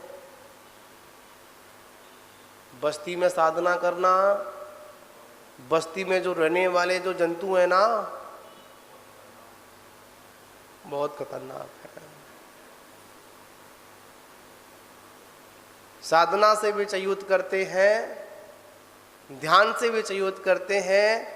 अब ऐसा समय आ गया है कि प्राणों से भी विचार करने वाली बात है, सोचने वाली बात है, आज्ञा की बात है। आचार्य भगवंतों ने, हमारे गुरुओं ने हमको बड़ा सुंदर आदेश दिया, अगर शांति चाहते हो श्रावकों से दूरी बनाए रखो। क्या बनाए रखो? दूरियां बनाए रखो। अगर शांति चाहते हो तो जीवन को अगर अशांत बनाना है तो क्या करो? श्रावकों को जुड़ना प्रारंभ कर दो। यहां पर बात है, श्रावक से मतलब यहां पर समझना है कि आचार्यों ने ऐसा भी आदेश दिया, श्रावकों का सत्संग करो, श्रावकों के साथ रहो। कौन से वाले श्रावक? श्रावक ही वेद होते हैं, संयमी श्रावक। कौन सा श्रावक? संयमी श्रावक। अगर संयमी श्रावक अगर है तो मुनराज की भक्ति, मुनराज की भैयावर्ती, मुनराज की चर्या वो कैसे कराएगा? दोष रहित होकर कराएगा। क्यों? उसका जीवन कैसा है? संयमी है। वो पता है कि संयमी को कैसे संबोधन करना है। और जिसके पास संयमी नहीं है, एक सपोज करें, मानते हैं कहीं मुनराज का स्वास्थ्य बिगड़ जाए, इतना बिगड़ जाए कि मरणाधन अवस्था में हो, और श्रावक वहां पर, श्रावक ही कहेंगे, श्रावक नहीं कहेंगे तो आप लोग पता नहीं क्या समझेंगे आप लोग, श्रावक लोग आ जाएंगे, बताओ क्या करोगे? बहुत से होते हैं नमो का मन सुनाएंगे, और बहुत से कहते हैं इन महाराज का बहुत स्वास्थ्य खराब है, इनको औषधि दो। है? ये महाराज को औषधि दो, मैंने औषधि दो। कौन सी औषधि दो? जो मर्यादित हो वो औषधि दो। पर बहुत से लोग कैसे होते हैं, अरे महाराज का बहुत स्वास्थ्य खराब है, महाराज तड़प रहे हैं, तो क्या करो, इनको कहाँ ले जाओ? डॉक्टर के पास ले जाओ। सामान्य श्रावक कभी साधु की समाधि नहीं होने देगा, कभी तपस्या नहीं होने देगा। कड़वा सत्य है। क्या? सामान्य श्रावक, सामान्य से मतलब समझ गए आप लोग? असंयमी श्रावक साधु की तपस्या में हमेशा क्या डालेगा? विघ्न डालेगा। अरे महाराज इतने उपास कर रहे हैं, कमजोर हो जाएंगे। क्या हो जाएंगे? आचार्यों का एक वाक्य है, आत्मा कभी मरती नहीं। क्यों रामस्वरूप जी, समझे ना? आचार्यों का क्या वाक्य है, क्या उपदेश है हम लोगों के लिए, क्या आदेश है? आदेश में चर्चा कर रहे हैं अपन। क्या आदेश है? आत्मा कभी मरती नहीं। परिवर्तन किसका होता है? देह का परिवर्तन होता है, पर आत्मा अजर और अमर है। जब आत्मा मरती नहीं तो डर किस बात का? मृत्यु से किस बात का डर? अरे कमजोर हो गए, दवाई दो। ऐसे बहुत से प्रकरण हैं जिन प्रकरणों में कभी कभी क्या होता है कि साधु भी जब श्रावक के कहे अनुसार चलना प्रारंभ कर देता है, ऐसा होता नहीं है, पर कभी कभी किसी कर्म के बस देखा जाता है, व्यवस्था कुछ बन जाती है, सहयोग कुछ बन जाते हैं, तो आचार्य भगवान कहते हैं जो साधु श्रावक के अनुसार चल रहा है वो कभी अपनी उत्कृष्ट साधना नहीं कर पाएगा। तपस्वी सम्राट आचार्य गुरुदेव सन्मत सागर जी महाराज कभी भी किसी के दबाव में नहीं रहे और कभी भी अपनी चर्या में समझौता नहीं किया। यानी किसने नहीं किया? आचार्य गुरु महाराज ने, जिसको ऊपर कहेंगे फक्कड़ साधु। कह रहा साधु फक्कड़, चाहे कोई नेता हो, चाहे अभिनेता हो, चाहे रंक हो और चाहे राजा हो, सभी का स्थान कहाँ पर है? नीचे है। ऐसा नहीं है जो बड़ा आदमी आ गया उसको ऊपर डाल बगल में डाल लिया और जो छोटा आ गया डाल दिया, ऐसे नहीं। महान बाबू यहां पर आज्ञा की बात है। आज्ञा सम्य दर्शन भी होता है, आज्ञा विचय, आज्ञा का पालन करना। किसकी पालन करना? कितने लोग करते हैं आज्ञा का पालन? कोई करता है पालन? हाँ महाराज करते तो हैं। आप बुलाते हो 8 बजे, हम कितने बजे आते हैं? आज्ञा है ना। अब हमारा टाइम तो लग ही जाता है, नहीं। भगवंत ने कहा कि सबसे पहले हम जिनेंद्र भगवान की आज्ञा का पालन करें। भगवान की आज्ञा में आया सभी के साथ में प्रेम से रहो, ऐसा चिंतन करो ना। द्वेषात्मक चिंतन क्यों करें हम लोग, क्यों द्वेष की अग्नि में जलें। भगवान पार्श्वनाथ के जीवन को देखो, कितने भव लगे, 10 भव लगे ना। इंद्रभूति और वायुभूति का जीव ये पर्याय में थे ना। कमठ संगम नाम का देव और पार्श्वनाथ। शुरुआत कहां से हुई थी? कमठ से, वहां से हुई थी ना, इंद्रभूति से वायुभूति से हुई थी ना। इधर तो राग था और उधर द्वेष था। इधर राग की अग्नि जल रही थी, उधर किसकी अग्नि थी? द्वेष की अग्नि थी। राग की अग्नि में क्या, अरे मेरा भाई है, चलो कहां ले आता हूं, वापस लेकर आता हूं। और वहां किसकी अग्नि जल रही थी? द्वेष की। इसके चक्कर में, इसकी पत्नी के चक्कर में मुझे क्या होना पड़ा, अपमानित होना पड़ा। मुझे राजा ने कहां निकाल दिया? देश से बाहर निकाल दिया। और जैसे ही निकाला तो ऐसे दोनों आमने सामने आए, तुरंत क्या मार दी? पत्थर मार दिया। वन साइड द्वेष, एक तरफा द्वेष था। जंगल में सर्फ बना, कहां कहां नहीं गया। दोनों में क्या होता रहा? आपसी एक दूसरे को। फिर भी भगवान पार्श्वनाथ के जीव ने क्या धारण किया? उत्तम क्षमा को धारण किया। महान बाबू विचार करना है। आचार्य भगवान कहते हैं ना किसी से राग करना है और ना किसी से द्वेष करना है। तो आखिर में करना क्या है? आखिर में वही करना है जो जिनेंद्र भगवान ने किया है। सुखी होने का मार्ग क्या है? क्या मार्ग है सुखी होने का? चलते रहो। कहां पर?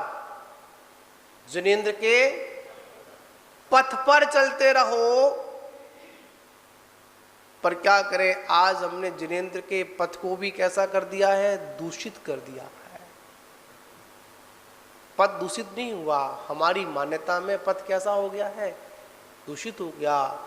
ये पथ इधर जाता है और ये पथ इधर जाता है। उस पथ और में हमने क्या किया? अपनी एक बिंदी क्या कर दी? पथ के पाव और था के बीच में क्या एक डिफरेंस ला दिया हमने? क्या लगा दिया? बिंदी लगा दी। ना लगा दिया तो क्या बन गया? पंथ बन गया। ज्यादा कोई फर्क नहीं है भगवान के पथ और पंथ में। आज भी गारंटी के साथ कह रहा हूं, उस पंथ में से अगर अहंकार की बिंदी निकल जाए तो उसको पथ बनने में ज्यादा वक्त नहीं लगेगा। क्या नहीं लगेगा? क्या बन गया? पथ से क्या निकल गया? पंथ निकल गए। निकले नहीं, हम लोगों ने अपनी स्वार्थ सिद्धि में बना लिया। मोक्ष का जो पथ है, मोक्ष का जो मार्ग है, वो क्या है? सम्यक दर्शन ज्ञान चारित्राणी मोक्ष मार्ग। आचार्य उमा स्वामी का सूत्र सभी को याद होगा। अकेला सम्यक दर्शन मोक्ष मार्ग नहीं, अकेला सम्यक ज्ञान मोक्ष मार्ग नहीं, अकेला सम्यक चारित्र भी मोक्ष मार्ग नहीं। क्या इन तीनों का एक होना, जिसको हम क्या बोलते हैं? रत्नत्रय बोलते हैं। याद रखना, जब तक सम्यक दर्शन नहीं होगा, और कौन सा सम्यक दर्शन? आज्ञा सम्यक दर्शन। 10 प्रकार के भेद, वैसे तो सम्यक दर्शन का अपने में कोई भेद नहीं है, पर श्रावकों को समझाने के लिए, भव्य आत्मा को समझाने के लिए आचार्यों ने क्या किया, उसमें भेद किया। विचार करने वाली बात है। सम्यक दर्शन, दर्शन विशुद्धि। क्या? सम्यक दर्शन, सम्यक विशुद्धि, अनंत दर्शन। समझे ना? यहां पर आचार्य कहते हैं कि आज्ञा सम्यक दर्शन, दर्शन विशुद्धि जब तक नहीं होगी, जब तक अनंत दर्शन की प्राप्ति भी होने वाली नहीं है। महाराज हमको तो सम्यक दर्शन है। कौन सा वाला है? छायक वाला है या क्षयोपशम वाला है या उपशम वाला है? बताओ कौन सा वाला आपके पास में है? बताओ पवन जी, है पक्का? पत्रकार महोदय है? बताओ बताओ। मैं तो नहीं बता सकता आपको कौन सा सम्यक दर्शन है, क्योंकि मेरे पास तो अभी है नहीं है। आचार्यों ने कहा कि सम्यक दर्शन की पहचान या खुद जानी है भगवान जाने है, जब वो ही जाने तो खजू तुम तो जानो भाई। भगवान कहते हैं अगर सम्यक दर्शन का अगर पहचान करना है कौन सम्यक है, तो आचार्य ने कहा या केवली जाने या कौन जाने, खुद जाने। खुद। अब कैसे जाने, इसका तरीका को बताता हूं कैसे जाने, जो आचार्यों ने बताया। देव शास्त्र गुरुओं पर, हाँ महाराज ये तो है नहीं है? बताओ, है ना? आंशिक रुक तो जाओ ज्ञानी आत्माओं, पहले मेरी तो सुन लो पहले एक मिनट। क्या समझे? हाँ महाराज ये तो है। देव शास्त्र गुरु पर क्या सच्चा श्रद्धान है। भगवान आपके सुनने में देरी कर दे, फिर पता लगेगा कितना सम्यक दर्शन आपको है। फिर देखेंगे आपका कितना श्रद्धान है ना? गुरु कुछ बोल दे, फिर देखेंगे कितना सम्यक दर्शन है आप लोगों के अंदर। श्रद्धा भी हमारी ऐसी है डमाडोल। एक सुंदर एक प्रकरण आता है, एक संत जी के पास एक श्रावक गया, तो श्रावक ही बोलूंगा भाई, और संत जी से निवेदन के महाराज आशीर्वाद दो। आशीर्वाद भी ऐसे मांगता है कि जैसे इसने महाराज को आशीर्वाद के लिए कोई क्या दे रखा हुआ है, खजाना दे रखा। महाराज दो, क्या दो? आशीर्वाद दो। बहुत से लोगों से महाराज पीछे लगाओ। अब पता नहीं महाराज तुम्हारी आज्ञा में चले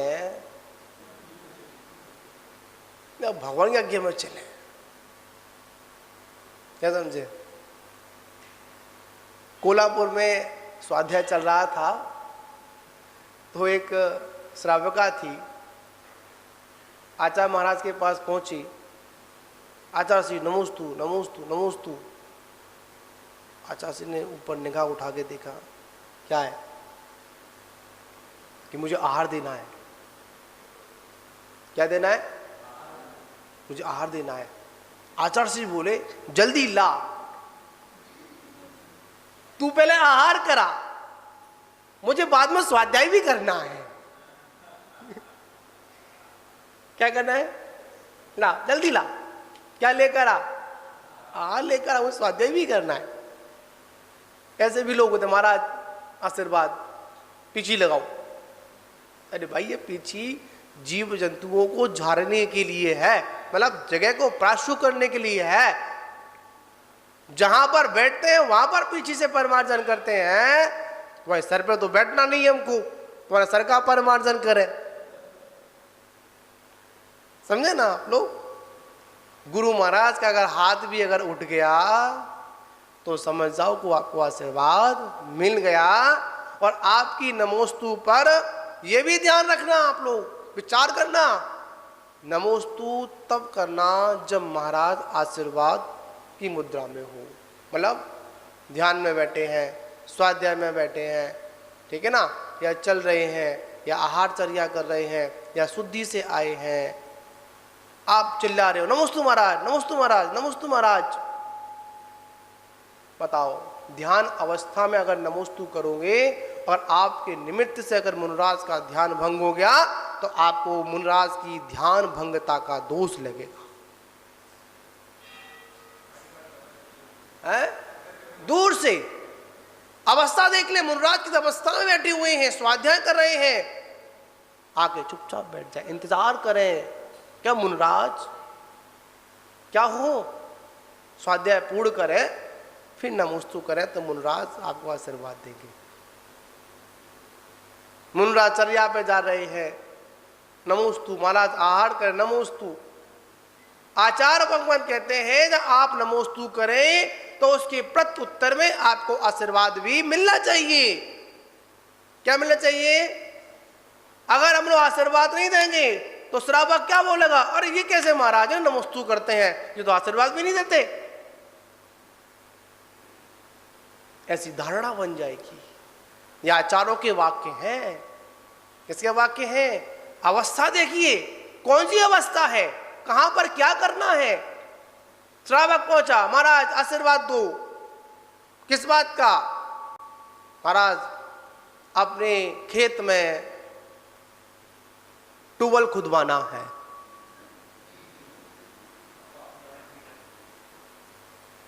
किसका से मांगा?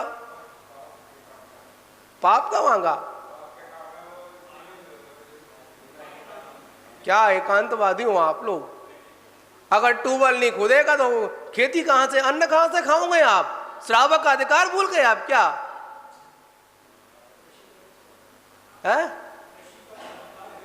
कृषि का अधिकार श्रावकों को है। और याद रखना, आचार्यों ने, आचार्य थोड़ो, तीर्थंकर के प्रथम तीर्थंकर ने कृषि बनने का उपदेश दिया।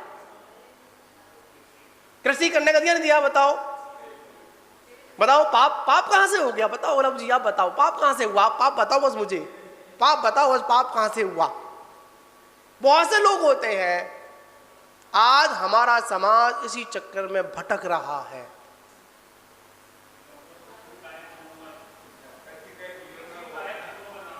पूरी, हाँ वो अपेक्षा समझ रहा हूं उनकी, मैं ये समझ रहा हूं कहां किस अपेक्षा से बात कर रहे हैं, पर यहां पर एक बात कहना चाहूंगा, अगर हमको संपूर्ण सभा में कह दिया कि कृषि करना पाप है तो हमने श्रावक धर्म को खत्म कर दिया। अगर कृषि करना अगर तुम्हारी संज्ञान में पाप आ गया तो तुमको वस्त्र पहनने का अधिकार ही नहीं, तुमको पीछी कमंडल लेकर बगल में बैठ जाना चाहिए। विचार करिए आप लोग, हमको इतना ज्ञान हो गया कि इसमें पाप लगता है, समझे ना पत्रकार जी, फिर भी पड़े हुए हो। क्या समझे? बात समझे नहीं? हम लोग आई, आपको पता है कि भोजन बनाने में पाप लगता ही लगता है ना, फिर भी गंदगी में पड़े हुए हो, फिर भी पाप कर रहे हो, तो बताओ आपसे अज्ञानी बड़ा कौन हुआ? इसलिए आचार्य ने कह दिया, श्रावक संकल्पी हिंसा का त्यागी होता है, आरंभी उद्यमी विरोधी हिंसा को त्यागी नहीं बताया। क्या संकल्पी हिंसा का त्यागी है? कृषि के लिए बता दिया। आज हम लोग व्यापार करें, अपने अपने बड़े बड़ी कोठियां, बड़े बड़े मतलब फैक्ट्रियां लगाकर बैठे हम लोग, पर सबसे पहले क्या अधिकार था? पहले हमारा देश कैसा था? कृषि प्रधान देश था, समझे ना आप लोग? उसने कहा कि हमारा आशीर्वाद दो, किसका? ट्यूबवेल खोदना है। अब लोग कहते हैं कि महाराज से मत पूछो, आशीर्वाद मान लो तो वो मतलब किससे ले। एक प्रकरण और आया, यहाँ तो सूर्य नगर है, कोई ना कोई एक नई किरण तो पता नहीं निकल आती है। मैं जा रहा था शुद्धि के लिए, हम लोग आचर से थे महाराज, एक व्हाट्सएप पर एक बहुत बड़ी वीडियो वायरल हो रही है। उन्हें क्या कि सांधारा नहीं करना चाहिए, सांधारा नहीं करना चाहिए। मैंने क्यों नहीं करनी चाहिए? अरे सांधारा में क्या मांगते हैं? वस्तुएं मांगते हैं। अब बताओ, भगवान से नहीं मांगोगे तो किससे मांगोगे? बस तुम्हारी मांगने की आदत है, तुम मानोगे ही नहीं। क्या समझे? तुम्हारी मांगने की आदत है, इनसे नहीं मांगोगे उनसे मांगोगे। मांगे मेरा तो मानोगे ही नहीं, क्योंकि मांगने की आदत मेरी जाती नहीं है, मांगोगे। आचार्य भगवान कहते हैं वहां इधर उधर ना भागकर, कहां अपने से मांग ले।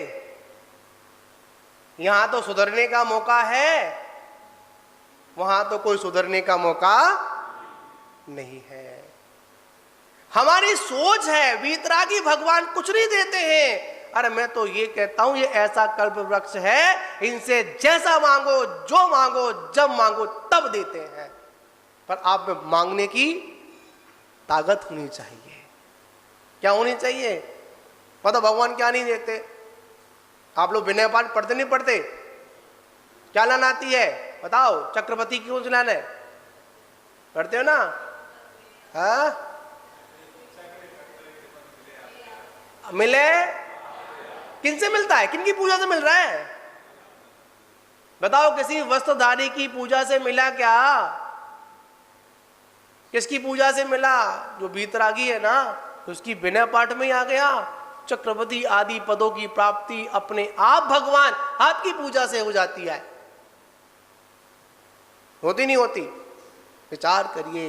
व्यक्ति ने कहा हमारा आशीर्वाद दो, ट्यूबवेल खोदना है। क्या खोदना है? बात बड़ी समझने वाली है। ठीक है, आशीर्वाद दे दिया और कहा बेटा 100 फीट खोदना। कितना खोदना? समझे ना? उदाहरण को अपन समझने का प्रयास करें, ना कि उसको अपन राजमार्ग वाली कर जाए। ठीक है, उदाहरण जो होते हैं, कथा जो होती है, समझने के लिए होती है, अपनी वस्तु को निकालना है। महाराज ने क्या आदेश दिया? 100 फीट खोदना है। उसको सिद्धांत था कि मुनराज ने 100 फुट बोला है, संत जी ने कहा कि 100 फुट निकला, 100 फुट बोला है तो पानी तो 100 फीट। क्योंकि संत के वचन कभी झूठे नहीं, मुनि के वचन कभी झूठे नहीं होते। खोद दिया। कितने फीट? 100 फीट। फिर भी पानी नहीं निकला। क्या नहीं निकला? पानी नहीं निकला। बड़ा परेशान। संत जी के पास फिर पहुंचा, महाराज आपका वचन तो, श्रावक डरता नहीं अब, क्या बोल जाए, कब बोल जाए, कैसे बोल जाए, कुछ नहीं पता श्रावक का है। जो मन में आता है वो बोल जाता है। क्या बोला कि महाराज आपने झूठ बोला। क्यों? मैंने 100 फीट खोदा, पानी की छोड़ो, पानी की एक बूंद छोड़ो, गीली मिट्टी भी नहीं निकली। महाराज बोले ऐसा तो हो ही नहीं सकता है। महाराज ऐसा हुआ है। जब बचनों की बात आती है तो मुनराज कहते चल। कहां चलता हूं? तेरे खेत पर चलता हूं, देखता हूं कि तूने गड्ढा खोदा कैसे है। मुनराज गए, गड्ढे को देखा, 100 फीट था, पर एक जगह नहीं था, 20-20 फीट के 5 गड्ढे थे।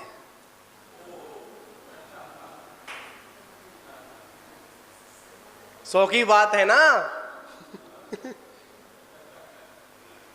समझे ना आप लोग? 100 की बात है। कितने गड्ढे खोदे? 5 गड्ढे खोदे। कितने कितने फीट के? कितना हो गया? 100 हो गया ना? देखो महाराज 20 फीट का ये, 20 फीट का वो, 20 फुट का वो, 20 फुट का वो। महाराज बोले पागल, ये गड्ढे एक जगह खोदे होते पानी मिल जाता। तूने 20-20 फीट के कितने गड्ढे खोद दिए?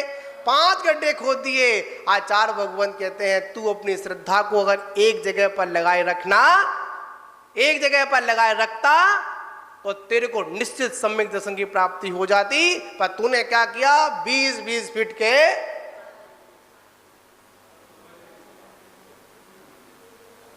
समझे लव जी।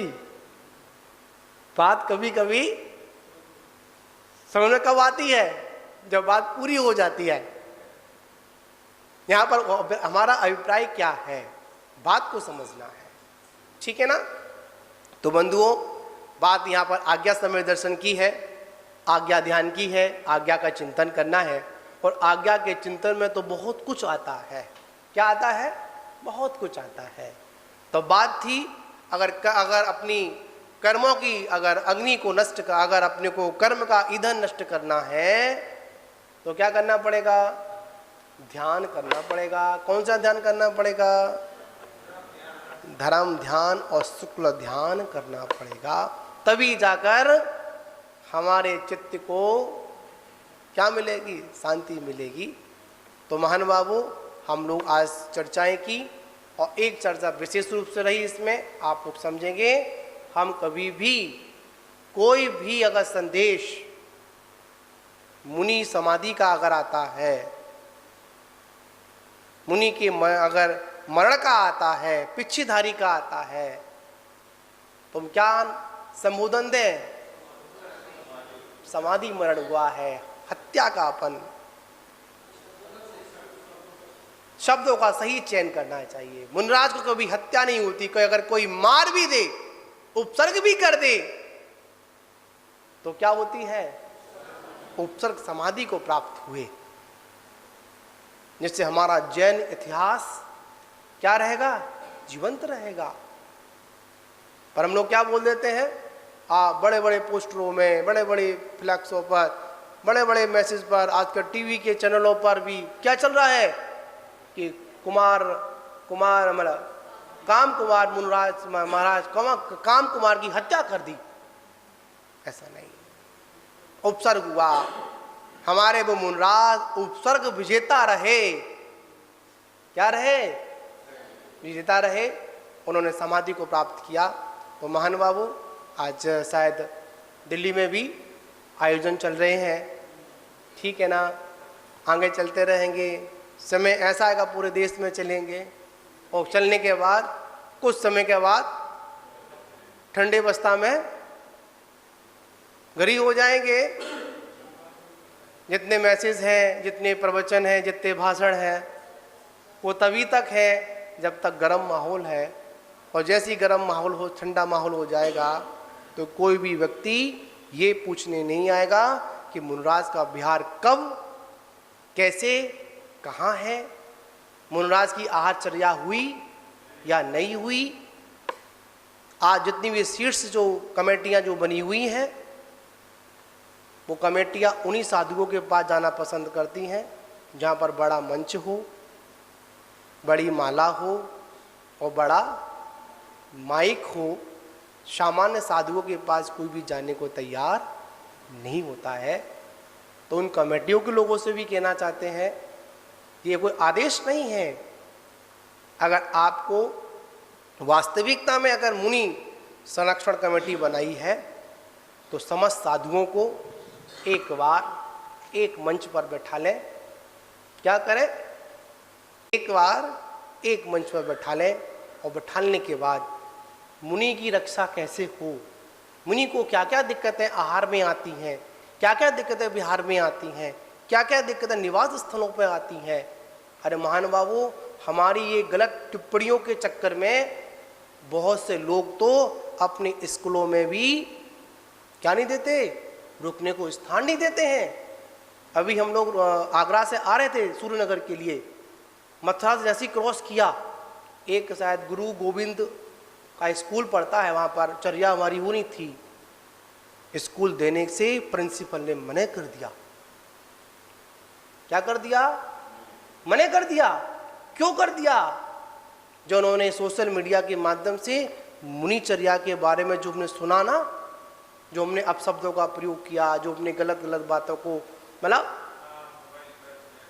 दिया ना, उससे पता क्या हुआ, मुनियों को रुकने के लिए जगह नहीं मिलती। अब ये स्थितियां समाज की हैं।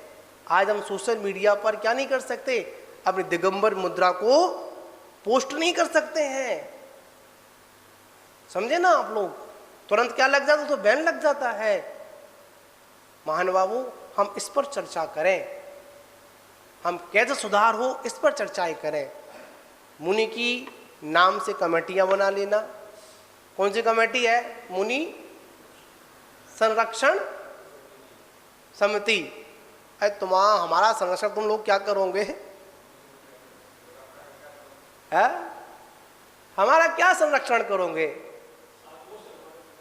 साधुओं से आपका संरक्षण होगा। हम अपनी श्रवण संस्कृति को क्या करें? भैयावृत्ति के माध्यम से, अपने कर्तव्यों के माध्यम से। एक मुझे कुछ सुना रहा था, एक मुनराज ने बड़ी सुंदर एक व्याख्यान दिया, इस विषय में चल रहा था। आज जैन समाज इतना कमजोर हो गया, क्या जैन समाज इतना बड़ा कमजोर हो गया। क्या कमजोर हो गया? कि मुनियों की सुरक्षा के लिए सरकार से पुलिस की मांग कर रहा है। अब बड़ी आफत वाला काम है। कल चर्चा चल रही थी शाम को, प्रेम जी पढ़ रहे ना, कोई भैया जी थे, मुनराज हाथ पर हाथ रखकर बैठ जाए तो आफत। दीपक भाई कैसे बैठ जाए? जैसे हमारा बैठे ना ध्यान में, यूं बैठ जाए तो आफत। मुनराज किसी के सर पर हाथ रख दे तो और ज्यादा आफत, समझे ना। तो महानुभावों, हमको क्या करना है? मुनियों की सुरक्षा करनी है। तो सबसे पहले हम संपूर्ण श्रावकों को मिलकर क्या करना पड़ेगा? जो राग द्वेष की, जो अंदर जो ईर्षा की जो क्या चल रही है ना, पक्षपात की जो चल रही है ना, अग्नि चल रही है ना, उसको खत्म करना होगा। तब जाकर कुछ संभव है। इसी के साथ विराम। जय बोलो महावीर भगवान की।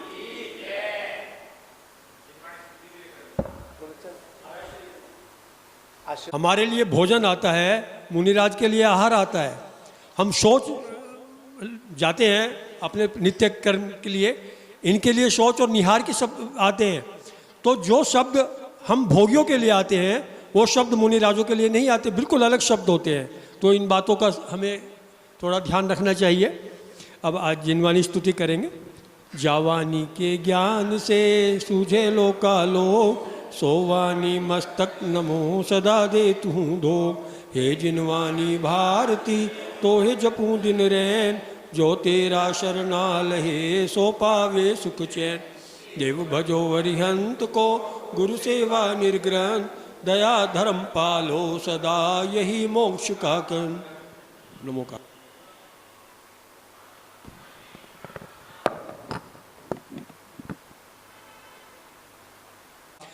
महाराज श्री के श्रीमुख से हम सब सुनेंगे और सभी को